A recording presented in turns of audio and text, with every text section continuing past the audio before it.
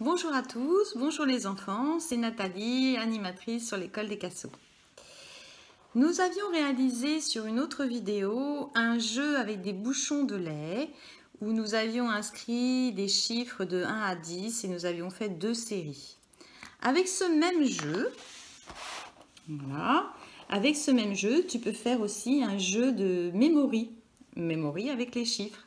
Donc pour ce faire, tu les retournes tous.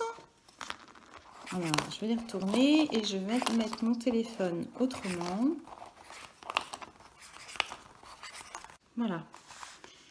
Donc, le memory, donc on doit retourner, chacun notre tour, on retourne des chiffres.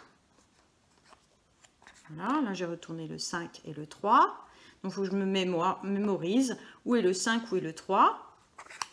Donc là, maintenant, c'est à ton tour. Donc, tu vas retourner un chiffre. Voilà, c'est le 9 et le 1. Donc, on se rappelle, le 1 et le 9. Donc, après, c'est à moi. Le 2 et le 6. À toi. Le 8 et le 5. À moi. Le 5. Ah, je me rappelle, il y avait le 5 ici. Donc, je les retourne. Donc là, du coup, ils sont pour moi.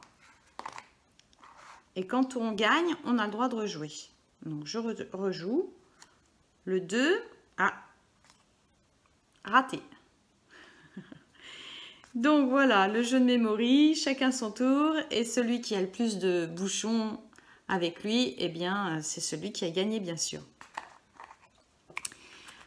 Après, nous pouvons faire un deuxième jeu. Alors, je vais rajouter d'autres bouchons.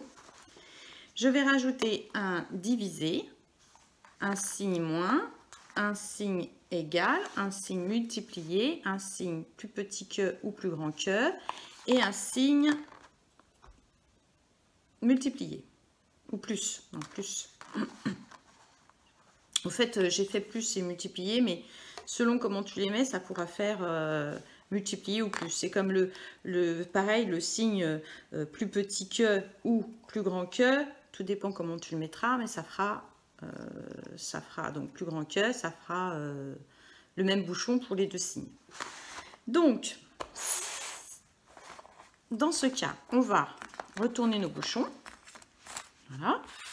Ok. Et ces bouchons-là, alors le égal, on peut peut-être le laisser parce que tu en auras besoin tout le temps. Et on retourne juste les signes, les autres signes. Et là, eh bien, écoute, tu peux faire des calculs. Donc, par exemple, là, j'ai sorti le 8. Je vais sortir le plus. Et je vais sortir un autre chiffre, le 9. Voilà. Et donc, ton égal, 8 plus 9, 17. Alors, tu peux faire tes calculs et puis les inscrire sur une feuille. Comme ça, tu peux les montrer à papa ou à maman et ils pourront te dire si tu t'es pas trompé. Amuse-toi bien avec ces deux jeux de plus. Portez-vous bien et restez chez vous. Au revoir.